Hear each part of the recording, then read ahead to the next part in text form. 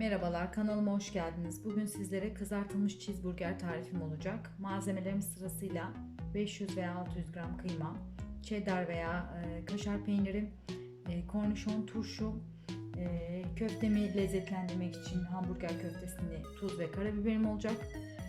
Bunun dışında tempura sosu hazırlayacağım. Tempura sosuna 1 su bardağı un, 1 su bardağı nişasta, 2 adet soğuk yumurta, kıvamını ayarlamak için suyum olacak, 1 veya 1,5 bardak kadar soğuk su, kabartma tozu veya karbonat ve tuz kullanacağım.